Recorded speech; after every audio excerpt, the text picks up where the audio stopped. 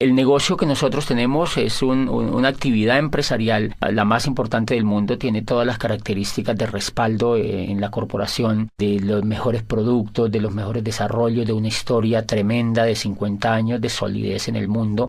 Luego, ese no es el mayor problema en un tipo de negocios como esto. Yo evidencié que aquí había un gran negocio porque tiene un programa educativo muy estructurado y ese fue el que me hizo a mí tomar la decisión de hacer ese negocio. Yo creo que es importante porque si hay una buena o mala educación, eso determina el futuro de los seres humanos. Y cuando yo examino el programa educativo que tiene este negocio, lo que llego a la conclusión es que eso es lo más importante que yo he conocido. Yo vengo del mundo universitario, he trabajado por más de 8 años como rector de una universidad y he trabajado en el mundo académico por el tiempo que he estudiado y después ya como dirigiendo una institución universitaria, y siempre había cuestionado el modelo educativo tradicional por sus falencias y por las rutinas que ya ha creado a través de los siglos. Cuando conozco el programa educativo encuentro que es muy importante para desarrollar el negocio porque toma a las personas y las transforma, hace una transformación profunda de los seres humanos y les hace creer en sí mismas, les hace evidenciar posibilidades y las hace tomar el control de su futuro. Una de las grandes sorpresas que yo encontré, yo entro como todas las personas a pegarme, digamos, a ese programa educativo porque me parecía siempre que la educación era importante. Cuando yo entro, encuentro que tiene 3 características esenciales. Yo lo he venido estudiando, he venido beneficiándome de él. Esas 3 características son, primero, que es un programa continuo, y eso es muy importante. Esa es una diferencia fundamental entre la educación tradicional y este programa educativo, y es que es continuo. La continuidad radica en que desde que una persona entra al negocio empiezan a educarla y esa educación nunca termina. La persona cuando puede estar ya muriendo, pero la persona tiene la posibilidad de estar estudiando y tiene la posibilidad de estar creciendo. Eso es fundamental. ¿Por qué es fundamental? Porque el modelo educativo tradicional es un modelo que no es continuo. Las personas estudian carreras y terminan las carreras, y cultural y psicológicamente esas personas creen que están ya acabadas, que son productos terminados, y difícilmente ellas creen que tienen que seguirse educando hacia el futuro. Normalmente terminan las carreras y las personas salen a buscar qué hacer, pero no hay la concepción profunda de que tienen que educarse durante toda la vida. Aquí de entrada el programa educativo nunca le dicen que es por 3 años, a nadie le dicen que es por 6 meses, a nadie le dicen que es por 5 años y a nadie le dice que se va a graduar, porque lo que se busca es el éxito, es el crecimiento de las personas. Y esa característica me parece que es muy importante porque en 1991 en Colombia, el gobierno de Colombia reunió a un grupo de sabios que se llamó precisamente la Comisión de Sabios para la Educación, la Ciencia y el Desarrollo, y de esa Comisión de Sabios hizo parte Rodolfo Ginás, que es uno de los grandes genios que tiene Colombia en la medicina. Él fue el director del Instituto de Neurología de Nueva York. Estuvo en esa comisión Manuel Elkin Patarroyo, y estuvo dentro de las personalidades, estuvo Gabriel García Márquez, y esa comisión determinó que, yo recuerdo que en uno de los resúmenes que esa comisión escribió, dice Gabriel García Márquez, que fue quien redactó el resumen final, dice: las condiciones de Colombia están dadas como nunca para el cambio social y la educación será el instrumento maestro. Dice él, pero no es cualquier tipo de educación la que necesita Colombia para transformarse. Dice, necesitamos una educación que sea inconforme y que sea reflexiva, una educación que vaya desde la cuna hasta la tumba, o sea, que sea continua. Dice, necesitamos una educación que nos inspire una nueva manera de pensar y que nos inste a descubrir quiénes somos en una sociedad que se quiera más a sí misma. Y eso es fundamental porque en el año 2001, yo estaba viviendo en Europa, y un día en la ciudad donde yo vivía bajé a comprar el periódico y encontré que había un aviso donde requerían un empleado para una multinacional y decía: se necesita gerente de recursos humanos para una empresa en el norte de España. Y a mí me emocionó ese aviso porque yo creía tener posibilidades para aplicar. Cuando yo veo en ese aviso decía abajo: no mayor de 29 años. Entonces, ¿qué es lo que está haciendo eso? Lo que está haciendo ahí es que están limitando a las personas y creen que las personas, por no tener menos de 30 años, no son competentes para una empresa. O sea que están reciclando a la gente. La industria, uno de los pecados de la era industrial es que recicla a las personas, porque cuando ya no tienen las habilidades de la juventud, las desecha, y en ese sentido es porque el modelo educativo no es continuo. Si el modelo educativo fuera continuo, la empresa entendería que la persona en la edad que tuviera pues tendría las habilidades más despiertas y podría ser más productivo para la empresa. Pero como la empresa sabe que la persona ha terminado la carrera a los 21 años, entonces ya quiere que la persona trabaje esos 5 años donde está el mayor auge de entusiasmo, trabaje para la empresa. Cuando ya va llegando a los 30 años, la empresa ya cree que esa persona no es competitiva. He visto personas de 50, 60 años estudiando libros y volviendo a tener esperanza en que ellos pueden hacer algo importante en su vida, y eso lo logra la educación. José, cuéntanos por qué hay personas que no pueden tomar el programa educativo tan fácil o tan rápido como otras. En muchos casos es porque los líderes no los promueven lo suficientemente. Como este es un negocio de liderazgo, los líderes siempre tenemos que decirle a las personas qué es lo más importante para ellas. Y entonces pueden haber varias fallas. Una, que los líderes no están lo suficientemente comprometidos con lo esencial que tiene un negocio como estos, y es la educación. Y la segunda cuestión es que hay personas que definitivamente no quieren educarse, porque la educación es un asunto voluntario. La educación está allí para que la gente la tome, así como el éxito, así como el progreso, así como la abundancia, así como la posibilidad de avanzar en la vida es una opción. La educación también es una opción. Por fortuna estamos en un país donde pues las personas optan por educarse o no, donde todo es libre, y entonces aquí también ese es un elemento importante. Hay personas que no creen que sea importante para ellos, y ahí hay un tema de conciencia que hay que respetarlo. Una segunda característica que tiene ese programa educativo y que me parece definitiva es que es coherente. La primera característica es continuo, la segunda es que es coherente. La razón número uno, la cual me sorprendió a mí, es que los maestros que educan en el negocio tienen el resultado en la mano. Diferencia fundamental con el modelo educativo tradicional. El modelo educativo tradicional, no siempre o casi nunca los que educan tienen el éxito. Entonces, a mí me sorprendió ver que yo fui a un seminario y los que me hablaban en ese seminario eran diamantes.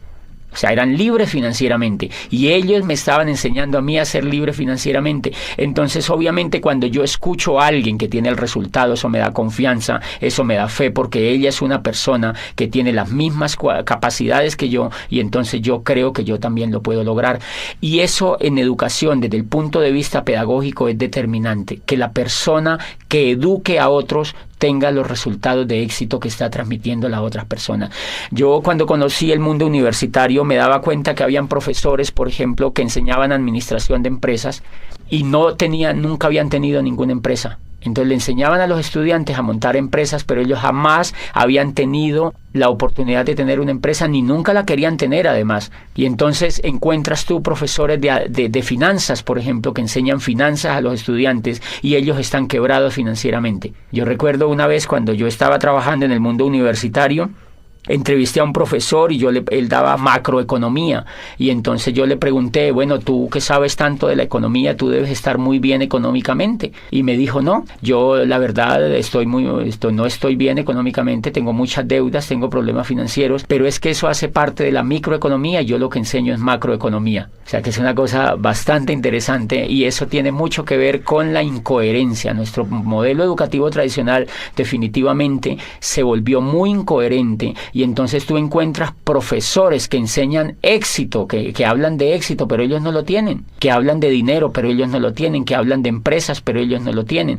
Y entonces ese es uno de los fracasos importantes del modelo tradicional. ¿Por qué? Porque los muchachos, como tienen ese espejo en sus profesores, ellos terminan duplicando a sus profesores, y eso empieza a generarse una ola de pobres que educan a pobres, de pobres que educan a pobres, que se educan entre los pobres, y todos terminan siendo pobres. Entonces por eso tú encuentras gente que les cuesta tener resultados financieros importantes, porque el reflejo y el espejo que ellos han tenido durante todas sus carreras por 20, 30 años de estudio ha sido de incoherencia. Y me hace acordar de una historia bellísima que leí en pedagogía alguna vez de un muchacho que quería estudiar cacería de dragones, era en Oriente, y él había encontrado que existía, pues la mayor necesidad de esa región era atacar la plaga de los dragones que lo infestaban todo. Entonces su padre lo lleva donde el maestro Lin, que era el más dotado en este tema de cazar dragones,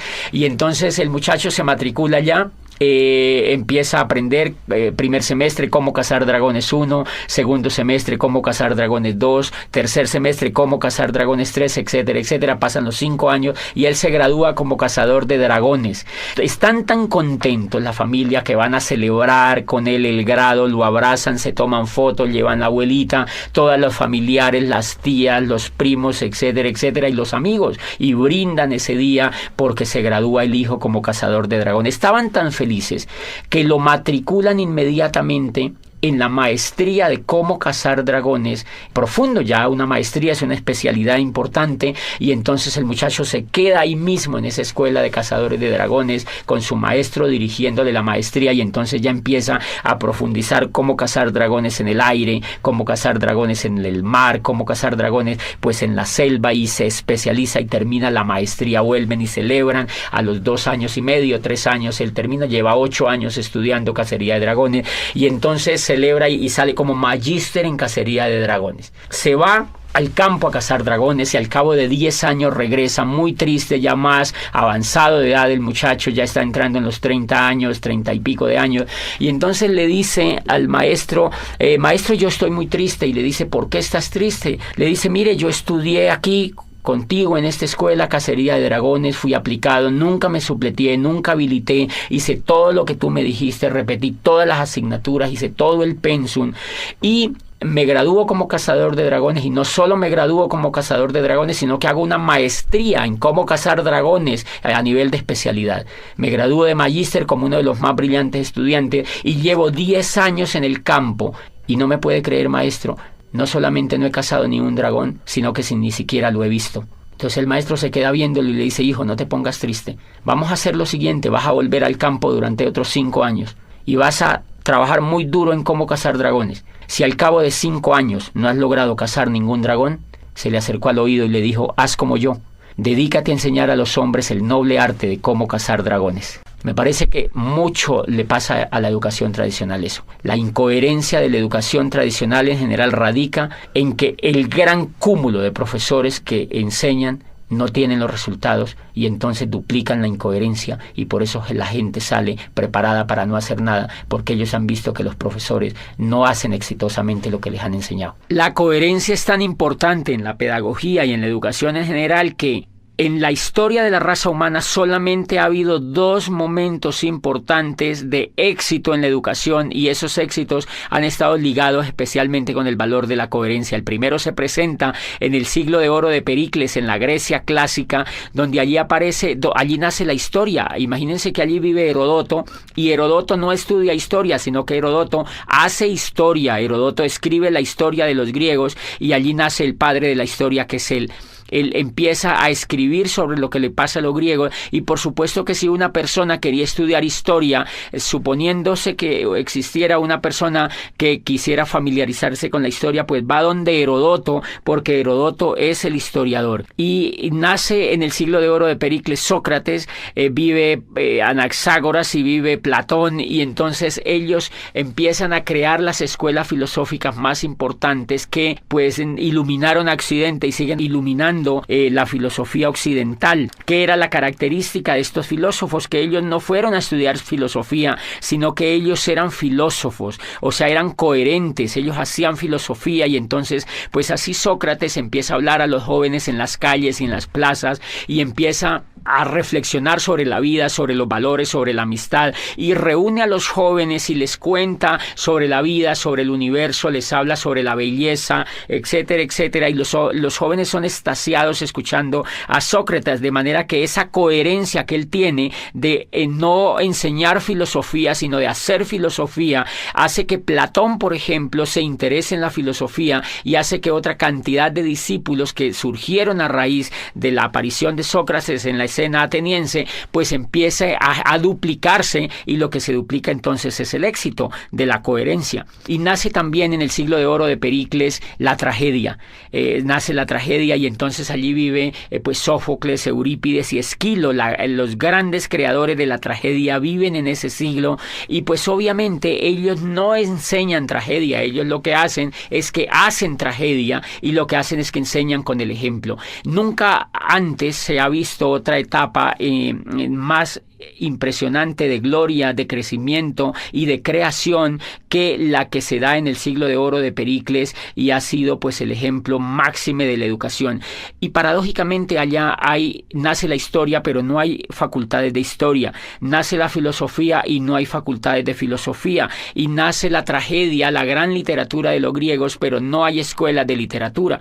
Entonces lo que hay son hechos concretos, hay maestros que hacen las cosas, y otros, si las quieren aprender, pues las aprenden realmente de los que saben. Y eso es tan importante que el otro momento que se presenta en el siglo XVI, prácticamente arrancando el siglo XVI, y es en lo que llamamos el Renacimiento. Allí, en la Florencia renacentista, se da otro milagro de la educación. Allí aparece el arte, aparece otra vez la filosofía renacentista, aparece el descubrimiento de las leyes físicas y de las leyes químicas, y aparece el renacimiento de la política, de la democracia con Maquiavelo. Aparece el planteamiento de teorías políticas que nunca se habían escuchado, básicamente en lo que plantea Maquiavelo, y aparece en el arte Miguel Ángel Buonarroti, aparece Tiziano, aparece Botticelli, y ninguno de ellos va a las escuelas de arte, sino que ellos van al taller de Verrocchio, van donde hay maestros pintando, donde hay escultores, donde hay realmente personas que son coherentes con el arte, y pues ellos han sido los grandes creadores del Renacimiento, la gloria, el espejo, todo el ejemplo que tuvimos hacia adelante en el tema del arte en Occidente. Por ejemplo, fíjense que toda esa coherencia hace que Newton defina su rol sobre la ciencia y desafíe los conceptos que se habían creado a raíz de las creaciones anteriores en el tema de la física. Y lo que se da en ese siglo, en ese siglo del Renacimiento, prácticamente en esa etapa, es que existen personas que son coherentes entre lo que piensan y entre lo que hacen. Nunca antes ni nunca después se presentó otro milagro de la educación tan impresionante como se dio en el Renacimiento y en el siglo de oro de Pericles. Y el último pilar que tiene este negocio es que es humanista.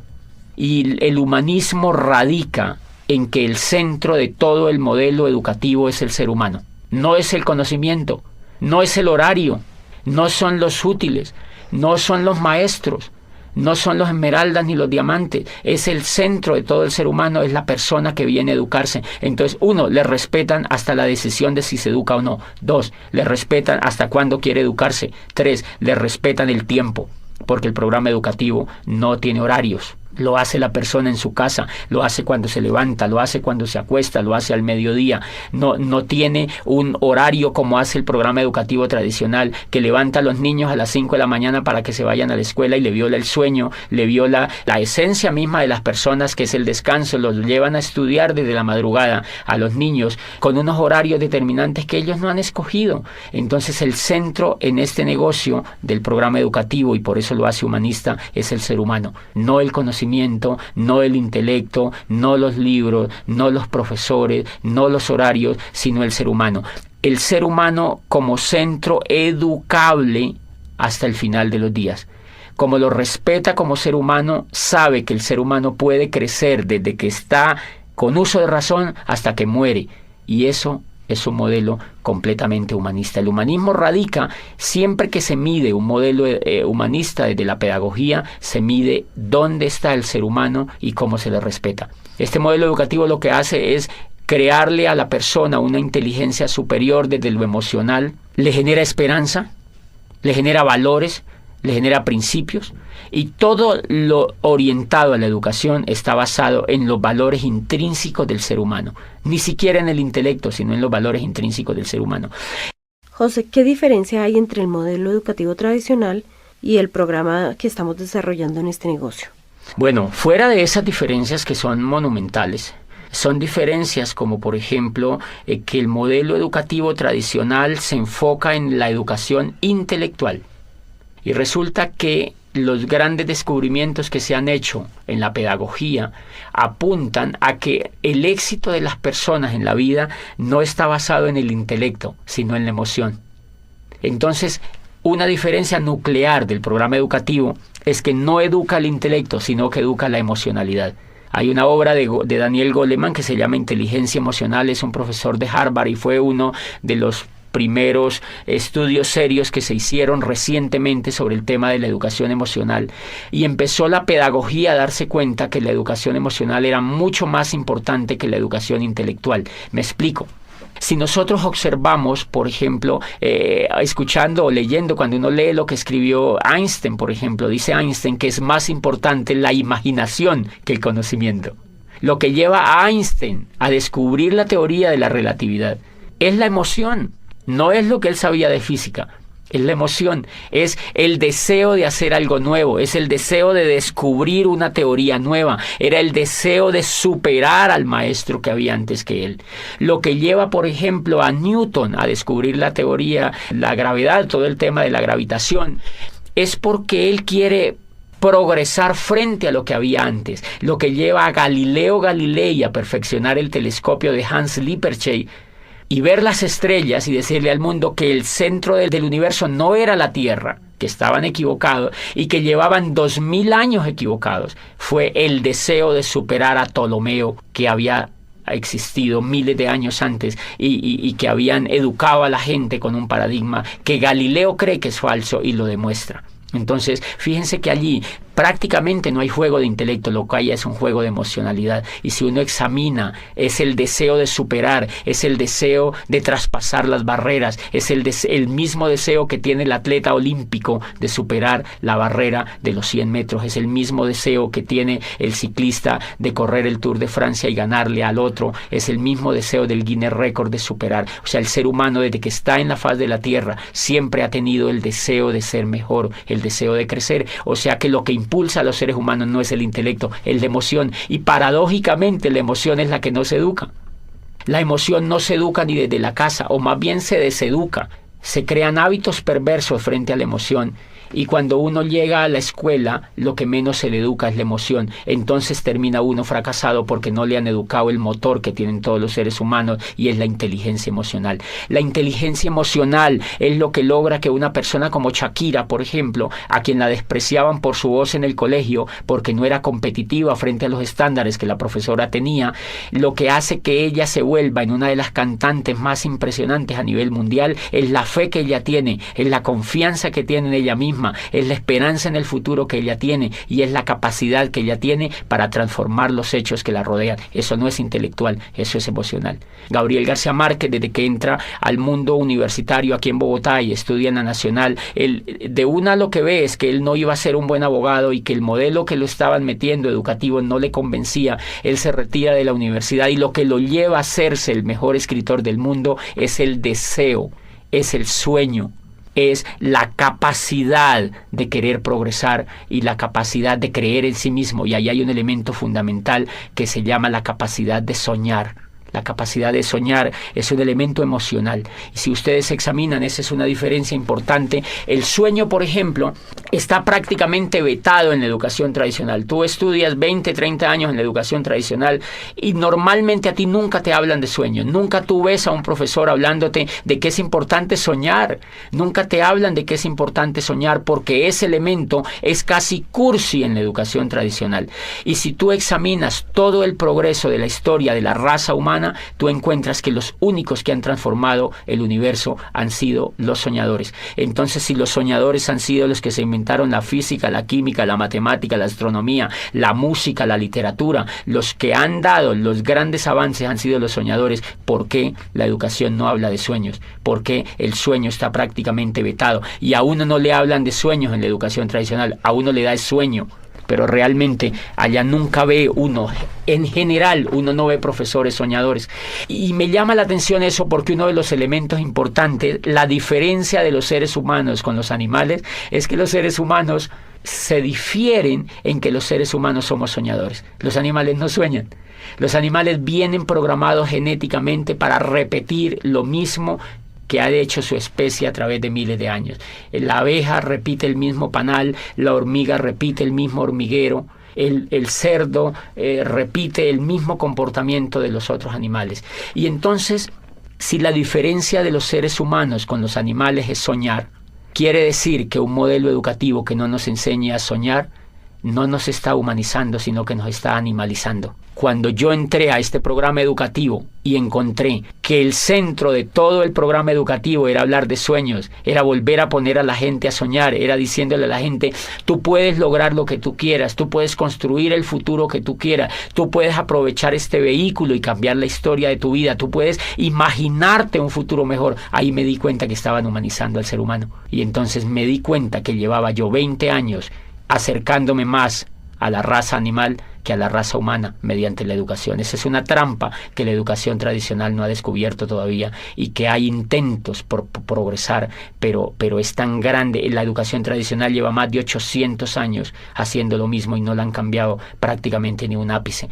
De manera que hay que entenderla, es un modelo muy complicado de cambiar, pero nosotros podemos hacer cosas por los demás y yo pienso que la labor que está haciendo el modelo educativo de este negocio pues es impresionante, porque en lugar de cuestionar lo que ya hay, hacemos realidades los sueños de muchas personas con una herramienta que es verdaderamente revolucionaria desde allí. Y los sueños son emocionales, ese es un elemento. Otro elemento como ejemplo es la confianza. Si tú te das cuenta, los Estados Unidos de América en estos momentos han entrado en una recesión. ¿Qué es la recesión? Carencia de confianza en la economía. No es que no tengan dinero, lo que pasa es que no quieren invertir el dinero. Los bancos no quieren prestar. ¿Por qué no quieren prestar? Porque no tienen confianza. ¿Por qué no quieren comprar finca raíz? Porque no hay confianza. ¿Por qué no hacen negocios como antes? Porque no hay confianza. O sea que el elemento, por la confianza se cae la bolsa de valores de Nueva York. Por la confianza, imagínate, la confianza no es intelectual, es emocional. Y entonces si la confianza es la que es capaz de mover la economía del mundo, ¿por qué no se educa en la confianza? ¿Por qué no se educa a los niños a que sean confiables? Si ustedes observan afuera, se van a dar cuenta que las personas que tienen éxito es porque son confiables. Las personas que no tienen éxito es porque no son confiables. El éxito económico y el éxito en todas las etapas de la vida radica en la confianza. La confianza que la familia le tiene a uno determina el éxito que uno tiene con la familia. Si uno no es confiable, ni la misma familia lo apoya. O sea, ¿qué quiere decir? Que la confianza es un factor determinante en el progreso de los seres humanos y nunca se enseña. Claro, cuando una persona se vuelve confiable, puede progresar en todos los aspectos de la vida. Y ese es un elemento. Este negocio educa en valores, en volver soñadores, en el valor de la imaginación, en el valor de la confianza, en el valor del perdón, en el valor de la asociación, que es fundamental. La asociación, fíjate que en la educación tradicional, uno de los elementos que me gustó de este negocio es que cuando yo entré me empecé a asociar con gente rica. La gente que te educa es gente rica, es gente que tiene lo que uno quisiera tener. La educación que yo había tenido me asociaba era con gente que no tenía los resultados. Entonces, obviamente, si las personas se asocian, si una persona se asocia con gente que viola la ley, esa persona le da por violar la ley. Si una persona se asocia con gente fumadora, se quiere volver fumador. Igual, si una persona se asocia con gente rica, se quiere volver rico. Si una persona se asocia con gente pobre, se quiere volver pobre. Porque Dios los hace y ellos se juntan, dice el dicho. Entonces tú encuentras, claro, si una persona es educada en un medio pobre, donde no ve resultados, la persona lo único que va a duplicar es pobreza. Este modelo de negocio tiene la facultad de asociar a las personas con gente que tiene resultados de abundancia y entonces eso se pega en las otras personas. Por eso crea como una especie de ambiente donde hay muy fácil la posibilidad de la duplicación, porque las personas siempre están viendo resultados y siempre están viendo posibilidades y siempre están viendo coherencia y siempre están viendo progreso. Otro elemento importante es que cuando uno se asocia en este negocio, uno encuentra gente que no se queja, gente que no habla de pobreza, gente que no te habla de crisis, gente que no te habla de fracaso, gente que no te habla de pérdida. Acá siempre te van a hablar de ganancia, de prosperidad, de abundancia, de riqueza, de amistad, de perdón, de valores, de familia, de crecimiento. Entonces, obviamente, si te están hablando todo el tiempo de eso y tú lo vives, a ti eso se te va pegando y te dan ganas de ejercerlo en tu vida. ¿Tú consideras que este programa educativo es importante para un negocio multinivel? Sí, totalmente definitivo. Y una de las diferencias que tiene, digamos, montar un negocio de network marketing con montar un negocio tradicional es que el que monta un negocio tradicional, primero, en la universidad no le han enseñado actitudes de ser empresario. La diferencia entre una persona que es empresaria y alguien que no es empresaria es la actitud. Por ejemplo, la persona que nunca ha sido empresaria, no importa que haya estudiado administración o que haya estudiado negocios, es que esa persona normalmente viene llena de miedo. A ella le da miedo arriesgarse, y el riesgo es emocional. Como nunca ha sido educada en emoción, no ha tenido inteligencia emocional alrededor de su educación en general, esa persona vive llena de miedo. Por eso se ha ido a estudiar una carrera, porque la persona no realmente, si quisiera ser empresaria, creo yo que no se iría a hacer una carrera, porque si usted examina, los más grandes empresarios del mundo no han estudiado carreras. Para ser empresario no se requiere información intelectual, se requiere tener valores de empresario, y eso no lo enseñan en el sistema educativo tradicional. Todo el negocio aquí es quitarse el miedo. Todas las personas vivimos llenas de miedo. Nosotros vivimos con el miedo. Miedo a arriesgarnos, miedo a ser el oso, miedo a quedar mal, miedo a que nos vaya mal. Siempre pensamos en qué pasa si nos va mal. O sea que llevamos mucho miedo por dentro, y esa es la razón número uno porque la mayoría de personas no son empresarias. Resulta que el miedo es el aliado número uno de la pobreza. O sea, el miedo y la riqueza no la van. El miedo y la riqueza no la van, entonces la pobreza se alía con el miedo. Y si tú observas, por ejemplo, cuando el mundo del empleo es un mundo que lo explota el miedo. ¿Por qué uno se vuelve empleado? Yo fui empleado durante 8 años. ¿Y por qué no era empresario? Porque me daba miedo. O sea, que yo era empleado era porque no podía hacer otra cosa. Cuando este programa me educa y me saca el miedo, a mí se me ocurre lanzarme a ser empresario. Entonces, ¿por qué es importante el programa educativo? Porque te va a sacar el miedo.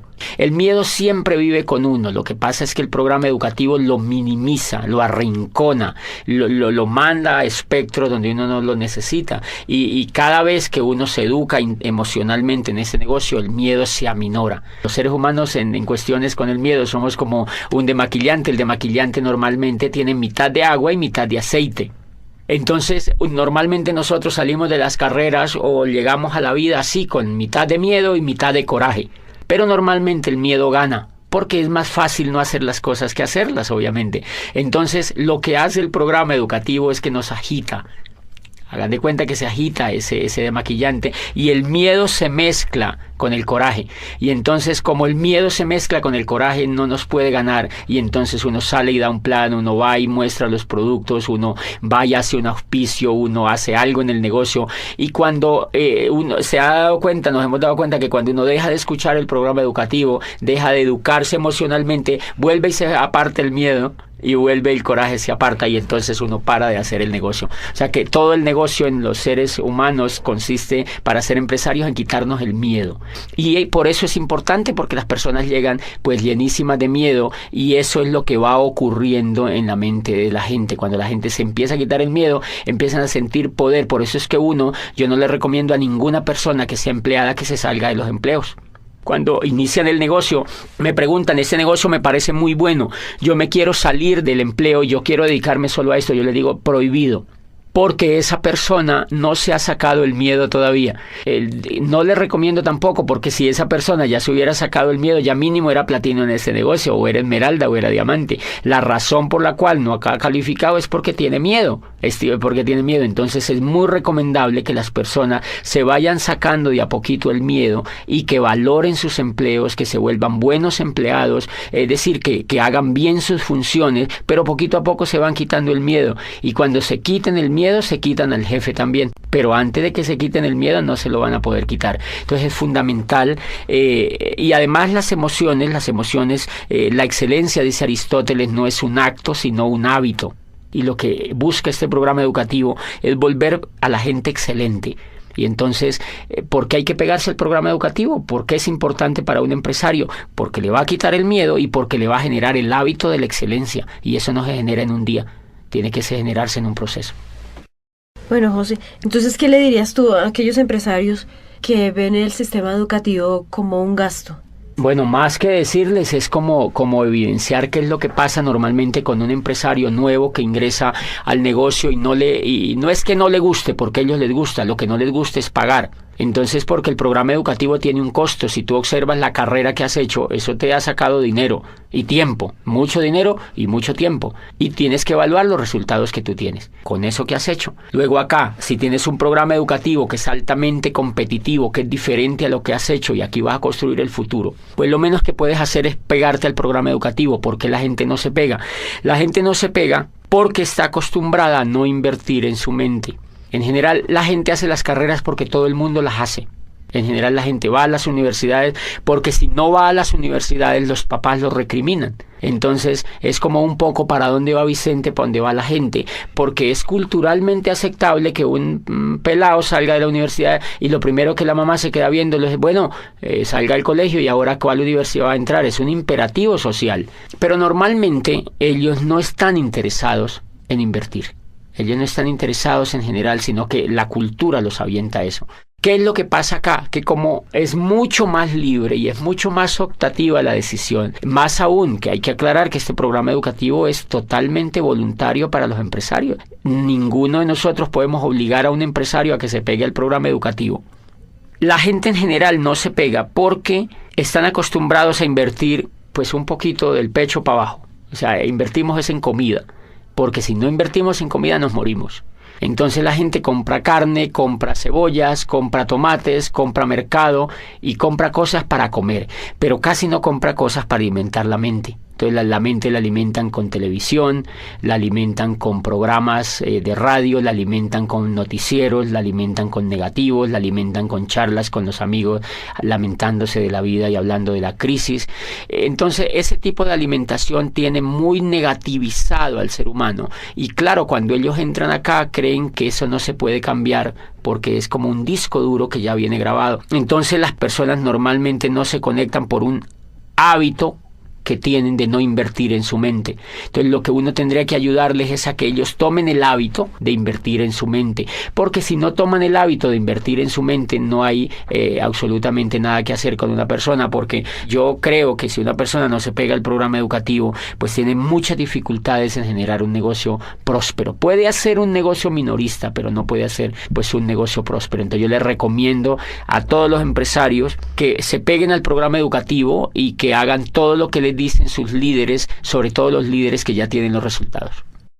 José, ¿tú crees que una persona siendo profesional le sea más difícil entrar a este sistema educativo?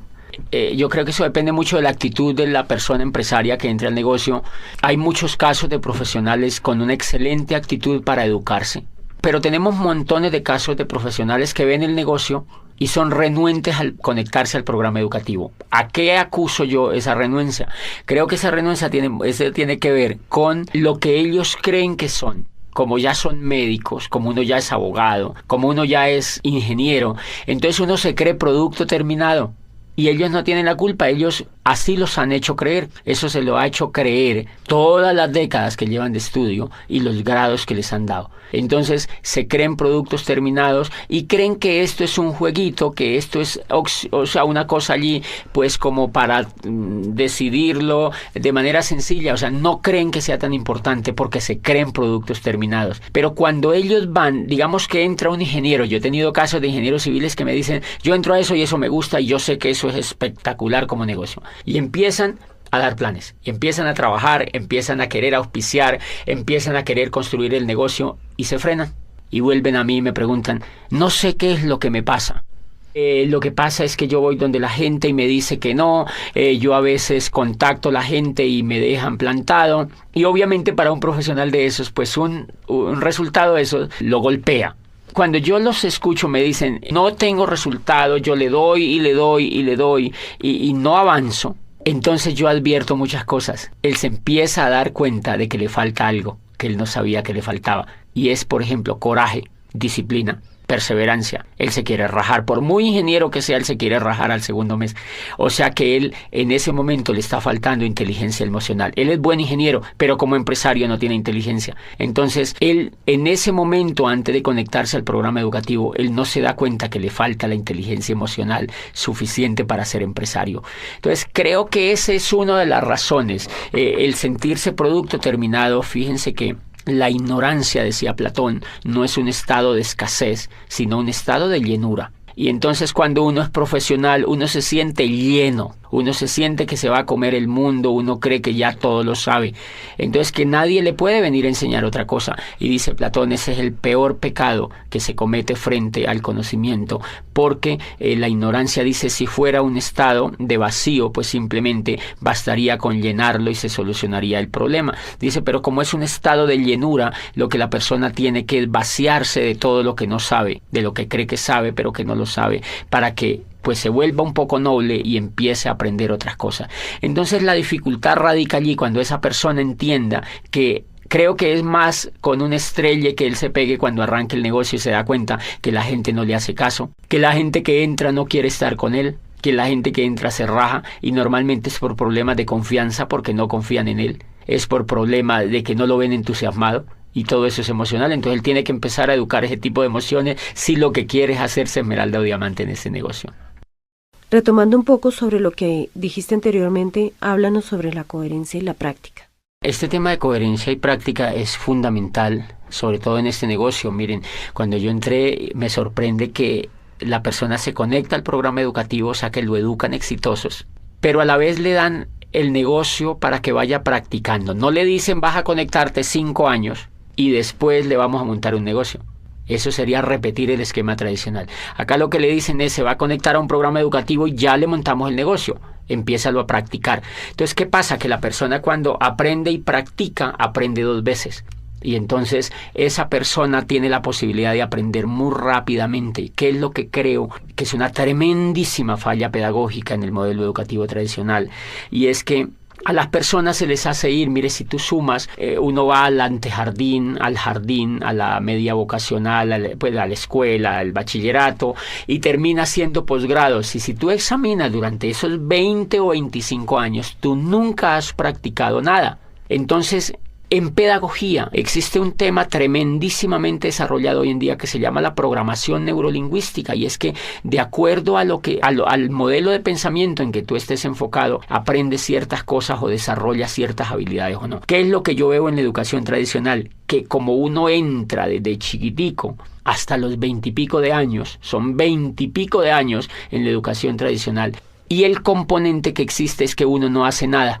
Entonces, eso es una programación neurolingüística indirecta o casi directa. Como tú no haces nada durante 20 y pico de años mientras te estás estudiando, adivina qué aprendes a hacer. Nada. Y por eso es que después, ya cuando uno realmente empieza a aprender a hacer algo exitoso, es cuando ya está viejo o cuando ya está de mayor edad, porque ha pasado la mayoría del tiempo sin hacer nada. En cambio, una sorpresa tremenda en este negocio es que cuando la persona ingresa al negocio, le montan un negocio para que empiece a practicar. Entonces él ejerce el tema de aprender mediante el error. Aprende, practica y comete errores. Aprende, practica y comete errores. Entonces él mismo va viendo cómo es que él mismo tiene que superar los obstáculos, porque él mismo es el que está practicando. No otro por él, ni en piloto simulador, sino en la realidad. Él sabe que cuando raja a una persona, por ejemplo, es porque es mal comunicador en muchos casos. Él sabe que cuando contacta y no logra auspiciar a la persona es porque es un mal comunicador. Entonces aprende que él tiene que mejorar esa habilidad de comunicarse mejor, etcétera, etcétera. Pero realmente lo importante allí es que la teoría y la práctica van completamente hiladas desde el primer momento. Y bien, eso hace pues que hayan tremendas posibilidades de éxito. Yo mismo me pongo a examinarme. Yo estoy durante 20 y pico de años en la economía tradicional y en la educación tradicional. Y el éxito en lo que yo hago, pues en lo que yo quería hacer con mi vida, era mínimo, realmente mínimo, tanto que al nivel de frustración me había llevado. Este programa educativo, en 4 años, ha logrado lo que ningún programa educativo pudo hacer con la vida mía. Por eso pienso que el valor tremendo que tiene y el valor pues lo tiene muy, muy empotrado en la coherencia. ¿Cuál sería tu mensaje final para los empresarios? Bueno, yo creo que redondeando esto, Sonia, es pues entender un poco que infortunadamente en el mundo tradicional no hay modelos educativos que cambien a la gente de cuadrante.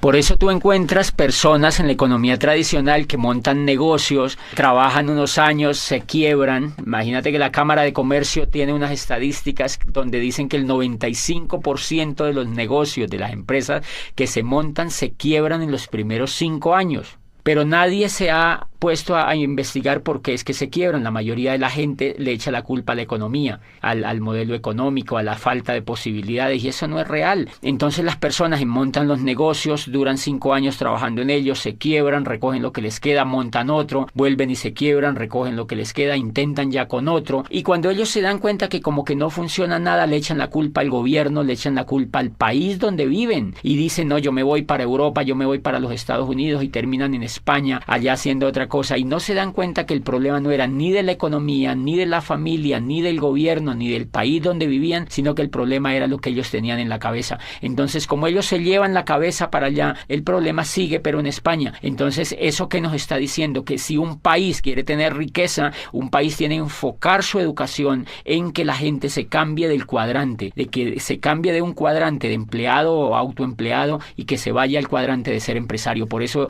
yo insto a los empresarios de América Latina a que motiven a las otras personas que conocen a que se peguen a un programa educativo que en el fondo lo que va a hacer con ellos es cambiarlos de cuadrante para que logren no solo el éxito en este negocio, sino en cualquier cosa que ellos pues emprendan en la vida.